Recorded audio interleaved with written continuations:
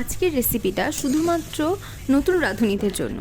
নমস্কার, আমি দেবশ্রী। আজ আমি আপনাদের সাথে শেয়ার করব পালং বেগুনের রেসিপি। তার জন্য নিয়ে নিয়েছি কুচি করে রাখা পালং এবং ছোট করে কাটা বেগুন।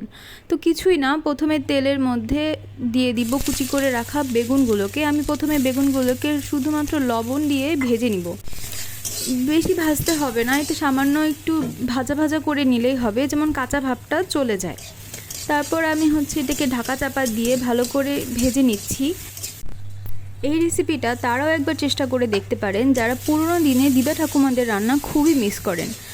এই রান্নাটা আমি আমার দিদনকে সবার প্রথমে রান্না করতে দেখেছিলাম। তারপর আমার এখানে বেগুন ভাজাগুলো হয়ে গিয়েছে। তারপর একই কড়াইতে আমি দিয়ে দিয়েছি শুকনো লঙ্কা এবং কালো জিরে ফোড়ন। সেই ফোড়নের মধ্যেই আমি দিয়ে দিব আগে থেকে কুচি করে রাখা পালং শাকগুলোকে। শাকটাকে তেলের মধ্যে ভালো করে কয়েক মিনিট নেড়ে চেড়ে তারপর দিয়ে দিব আমি লবণ এবং সামান্য হলুদ এবং কুচি করে রাখা কাঁচামরিচগুলো দিয়ে দিচ্ছি। দিয়ে তেলের মধ্যে মশলাগুলো ভালো করে একটু নেড়ে চেড়ে শাকের সাথে একটু ভালো করে মিশিয়ে দিচ্ছি। দিয়ে এখন ঢাকা দিয়ে তারপরে শাকগুলো সিদ্ধ হতে রেখে দিব। শাকগুলো যখন ভালো করে সিদ্ধ হয়ে আসবে তখন এরকম জল বেরোয় যাবে। তারপর উপর থেকে ভেজে রাখা বেগুনগুলো দিয়ে দিচ্ছি।